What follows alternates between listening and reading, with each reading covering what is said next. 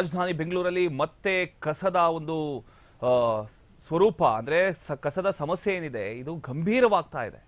Silicon ಸಿಟಿಯಲ್ಲಿ ಕಸ ವಿಲೇವಾರಿಗೆ ಸಂಕಷ್ಟ ಎದುರಾಗಿದೆ. ಜಿಬಿಎನ ಕಸ ವಿಲೇವಾರಿ ಕ್ರಮಕ್ಕೆ ಇದೀಗ ಬಿಜೆಪಿ ಶಾಸಕರೆಲ್ಲ ವಿರೋಧ ವ್ಯಕ್ತಪಡಿಸ್ತಾ ಇದ್ದಾರೆ.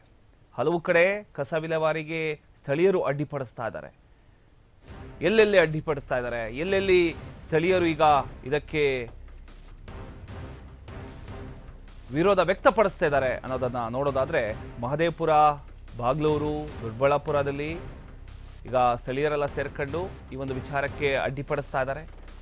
ಮಹದೇವಪುರದ ಮಿಟ್ಗಾನಹಳ್ಳಿ, ಬೆಳ್ಳಹಳ್ಳಿಯಲ್ಲಿ ಸ್ಥಳೀಯರ ವಿರೋಧ ಇದೆ.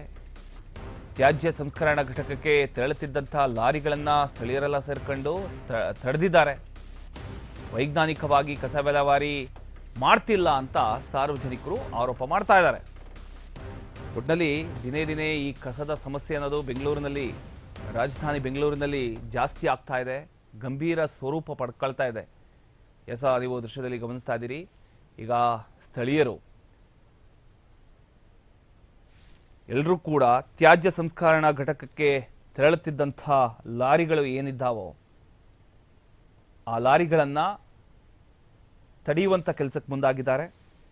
ಇನ್ನು ಮಹದೇವಪುರ, ಬಾಗ್ಲೂರು, ದೊಡ್ಡಬಳ್ಳಾಪುರದಲ್ಲಿ ಸ್ಥಳೀಯರೆಲ್ಲ ಸೇರ್ಕೊಂಡು ಈ ಒಂದು ವಿಚಾರಕ್ಕೆ ಅಡ್ಡಿಪಡಿಸಿದ್ದಾರೆ.